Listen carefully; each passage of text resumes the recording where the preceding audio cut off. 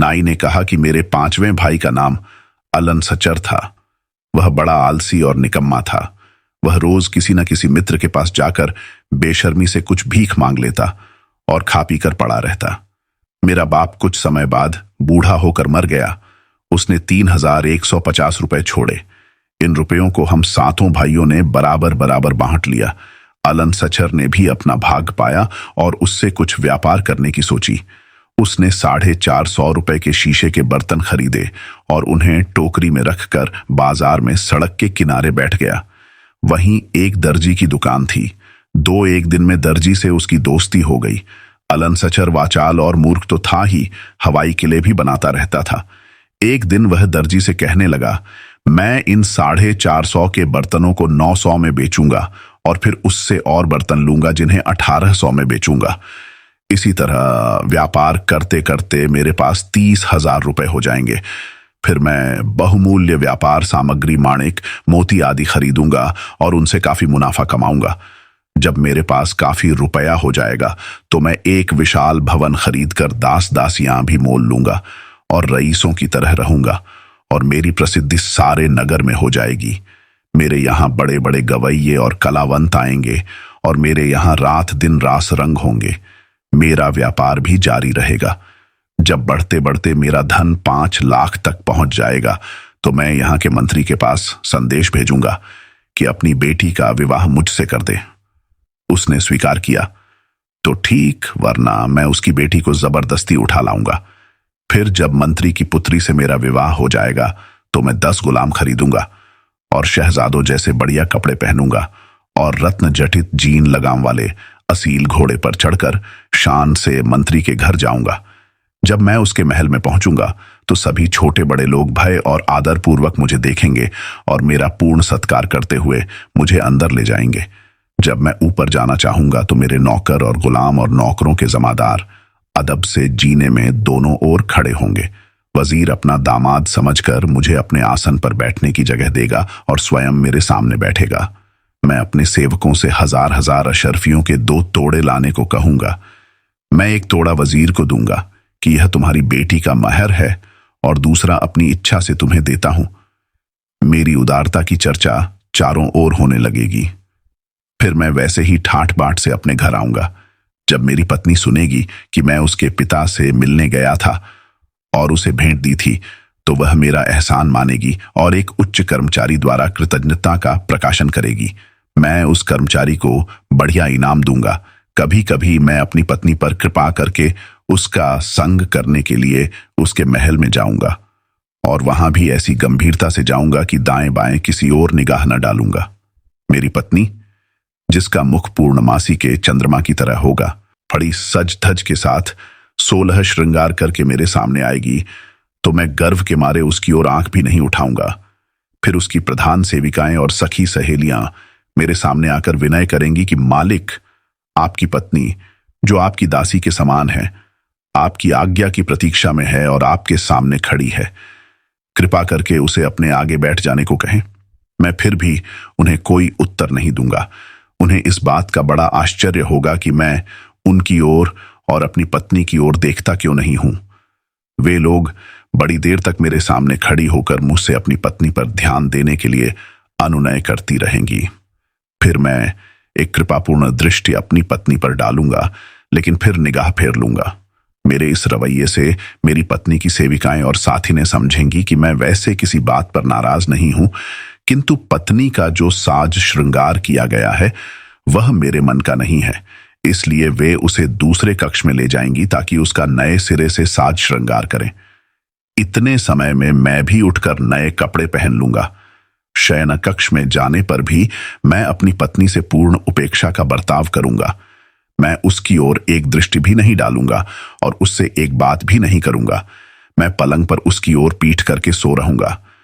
मेरी पत्नी रात भर इस उपेक्षा से दुखी होकर आंसू बहाती रहेगी और सवेरा होने पर अपनी माता यानी मंत्री की पत्नी से रो रो कर कहेगी कि मेरे पति ने रात में मेरे साथ गर्व और उपेक्षा का बर्ताव किया। उसकी मां उसे दिलासा देगी। फिर मेरे महल में आकर सम्मानपूर्वक मेरा हाथ चूमेगी और कहेगी कि जमाई राजा, मेरी बेटी पर इतना अत्याचार न करो कि उसकी ओर देखना ही छोड़ दो। उसका अगर कोई कसूर है तो बताओ, मैं उसे दंड दूंगी। वैसे यह तो कहने की जरूरत नहीं कि वह तुम्हारी दासी है और तब मन से तुम्हारी सेवा करना उसका कर्तव्य है। तुम उस पर एक बार तो कृपा दृष्टि करो। उसके इस अनुनय विनय का मुझ पर कोई असर नहीं होगा। फिर मेरी सास मेरे पास आकर मेरा पांव चूमेगी, मैं इस पर भी टस से मस नहीं हूंगा। फिर मेरी सास शराब का एक प्याला भरकर मेरी पत्नी को देगी कि अपने पति को पिला दो, शायद इससे वह तुमसे प्रसन्न हो जाए। मेरी पत्नी मेरे सामने आकर प्याला लिए बहुत देर तक भयभीत सी खड़ी रहेगी। फिर वह कहेगी कि आपको उसी भगवान की सौगंध है जिसने आपको इतना ऊंचा बनाया है कि इस दासी के हाथ से मद्य पात्र लेकर पिए। मैं उसकी इस बात को बदतमीजी समझूंगा और उसके मुंह पर एक तमाचा लगाऊंगा और उठकर उसके इतने जोर से लात मारूंगा कि वह दालान से नीचे गिर पड़ेगी। मेरा भाई अपनी कल्पना में इतना खो गया कि उसे अपनी स्थिति का भी ध्यान नहीं रहा। उसने उठकर उसी टोकरे पर जिसमें उसके शीशे के बर्तन रखे हुए थे जोर की लात जमाई। टोकरा सड़क पर जा गिरा और उसमें के सारे बर्तन टूट फूट कर बिखर गए। दर्जी, जो उसकी बकवास को मजे लेकर सुन रहा था, हंसते हंसते लोटपोट हो गया। उसने मेरे भाई से कहा, मूर्ख अभागे, तुझे मालूम है कि तेरी यह हानि क्यों हुई है? तूने इतनी सम्मानित और सुंदर स्त्री का जो अपमान किया, यह उसी का फल है। अगर मैं तेरे श्वसुर यानी मंत्री की जगह होता तो ऐसी बदतमीजी पर तेरे 100 कोड़े लगवाता और गड्ढे पर बिठाकर सारे शहर में घुमाता कि लोग तुझे दंडित अपराधी के रूप में जान जाएं। मेरे भाई को भी अपने माल की बर्बादी देखकर बड़ा दुख हुआ और वह रोने चिल्लाने लगा। बहुत से लोग उस समय जुमे की नमाज के लिए मस्जिद की ओर आ रहे थे। उसका रोना पीटना सुनकर वहां भीड़ इकट्ठी हो गई। लोग पूछने लगे कि क्या बात है। जब दर्जी ने उन लोगों को पूरा हाल बताया तो वे सब भी हंसने लगे और मेरे भाई का मजाक उड़ाने लगे। संयोग से उसी समय एक अमीर घराने की स्त्री पर्दे वाली सवारी पर बैठी कहीं जा रही थी और उस स्थान से गुजर रही थी।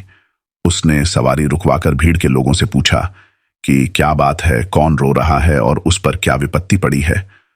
उन लोगों ने जल्दी में पूरी बात नहीं बताई, बल्कि कह दिया कि एक गरीब बर्तन वाला एक चबूतरे पर टोकरे में बर्तन रखे था। संयोग से ठोकर लगी और सारे बर्तन जमीन पर गिरकर चूर चूर हो गए।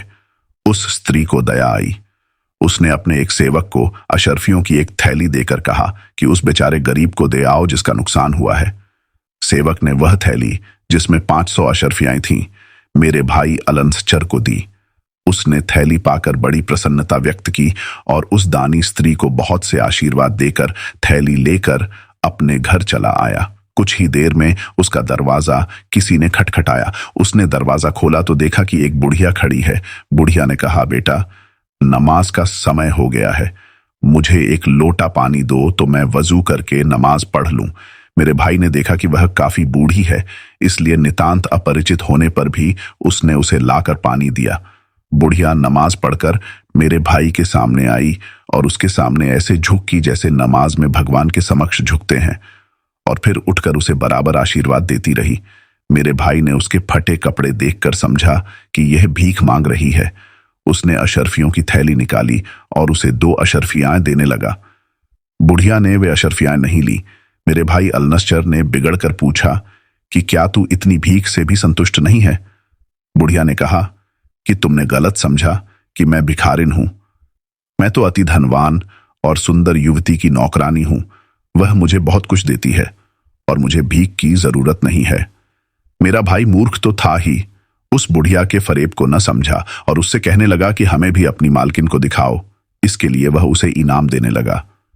बुढ़िया हंसकर बोली, तुम यह इनाम रख लो और मेरे साथ चलो। तुम मेरी मालकिन को तो देखोगे ही, यह भी संभव है कि तुम्हारी सुंदरता देखकर वह तुमसे विवाह कर ले। ऐसा हुआ तो तुम वास्तव में भाग्यशाली हो जाओगे, असंख्य धन और अनिंद्य सुंदरी के स्वामी। मेरे भाई ने अंदर जाकर अच्छे वस्त्र पहने और अशर्फियों की थैली लेकर बुढ़िया के साथ चला। बुढ़िया उसे एक बड़े विशाल और सजे सजाए मकान के सामने ले गई। उसके आवाज देने पर एक यूनानी दासी ने द्वार खोला। बुढ़िया ने उसे एक सुसज्जित स्थान पर बिठाया और अंदर गई। कुछ ही देर में एक अत्यंत रूपवती युवती आकर उसके समीप बैठ गई और उससे घुल मिलकर बातें करने लगी। उसने कहा यह ऊपरी कपड़े उतारकर आराम से बैठो। अलन सचर ने ऐसा ही किया। कुछ ही देर में वह युवती घर के अंदर यह कहकर चली गई कि मैं अभी आती हूं। कुछ ही देर में एक बड़ा लंबा चौड़ा हबशी हाथ में नंगी तलवार लेकर आया और गरज कर मेरे भाई से बोला, तू यहां मेरे घर में क्या कर रहा है? मेरे भाई की भय के मारे घिघी बंध गई। हबशी ने उसे तलवार के कई हाथ मारे, जिससे वह गिरकर बेहोश हो गया। हबशी ने उसकी कमर से अशर्फियों की थैली खोल ली और आवाज दी कि नमक लाओ।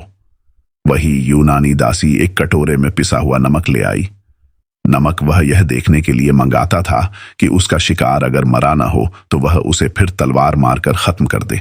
दोनों ने उसके घावों पर नमक छिड़का। मेरा भाई उनका उद्देश्य समझ गया था, इसलिए तकलीफ सहकर भी चुप होकर पड़ा रहा। हबशी और दासी उसे पूर्ण मृत जानकर थैली लेकर चले गए।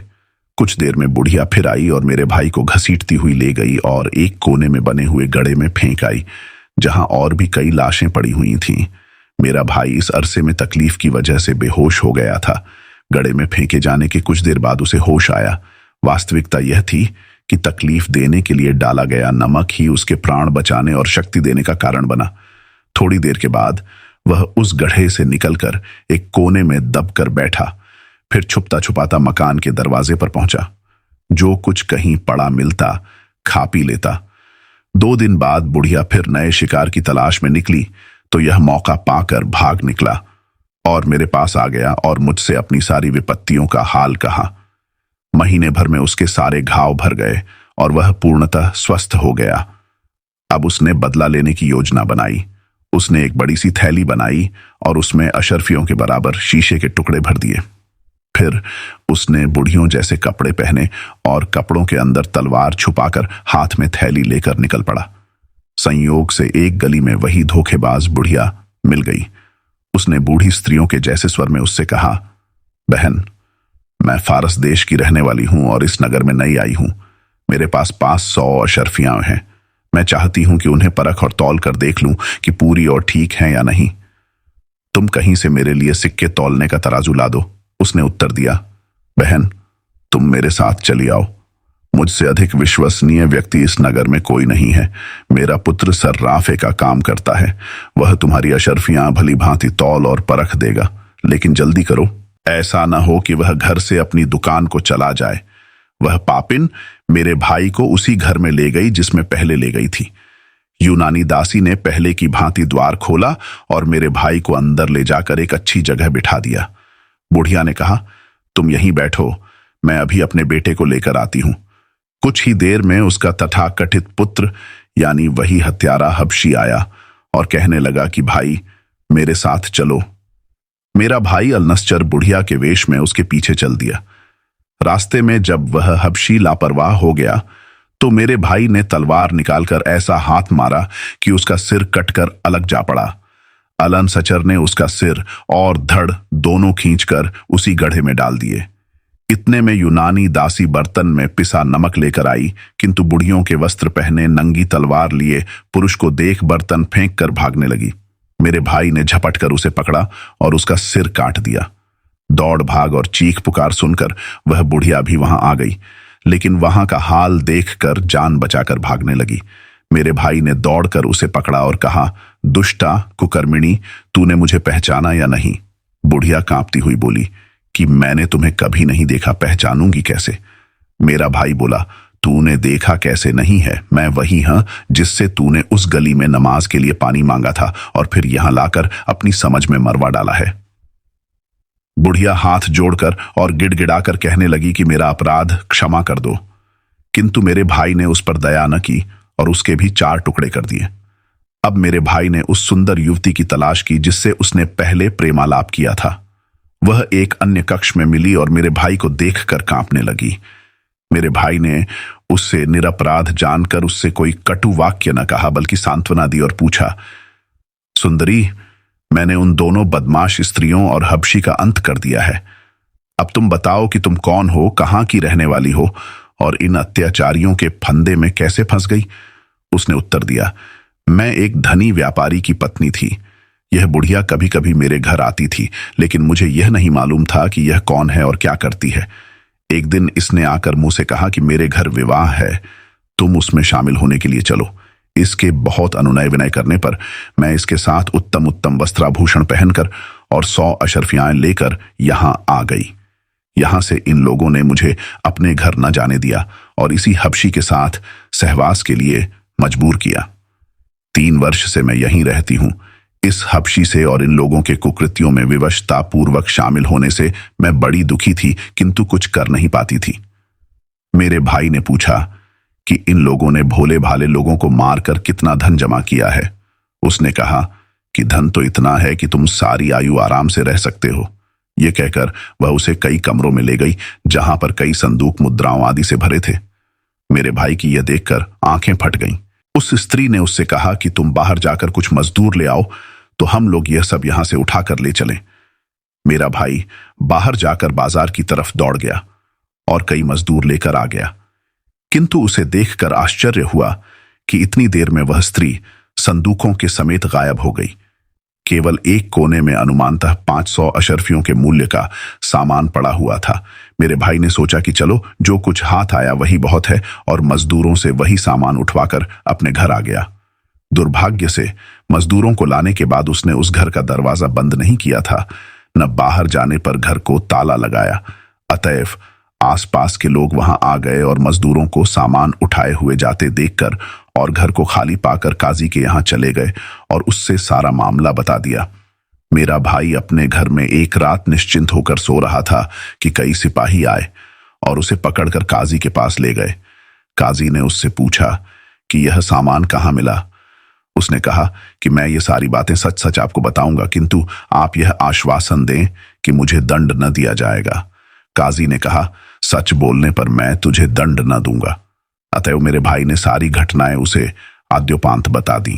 काजी ने अपने सेवकों को भेजकर मेरे भाई के घर से सारा सामान उठवा मंगाया और उसे अपने घर भिजवा दिया, और उसमें से मेरे भाई को कुछ भी नहीं दिया। इसके बाद उसने मेरे भाई अलनसचर को 2-3 वर्ष के लिए नगर से निष्कासित कर दिया, ताकि वह खलीफा के पास जाकर उससे काजी की शिकायत न कर सके। मेरा भाई बेचारा उन 2-4 अशरफियों को लेकर, जो उसकी जेब में पड़ी थीं, शहर से बाहर निकला और एक ओर को चल दिया, किंतु दुर्भाग्य ने यहां भी उसे धर दबाया। 2-3 दिन बाद उसे डाकुओं ने घेर लिया। वे उसका सारा धन, यहां तक कि पहनने के कपड़े भी लूट कर ले गए। मुझे मालूम हुआ तो मैं कुछ कपड़े और रुपए लेकर अपने भाई की खोज में निकला, और कुछ दिनों बाद उसे खोज निकाला। उसे वस्त्र और रुपए देकर मैं उसे छुपाकर नगर में ले आया और अपने घर में लाकर रखा। इसके बाद मैं बराबर उसका भरण पोषण करता रहा था।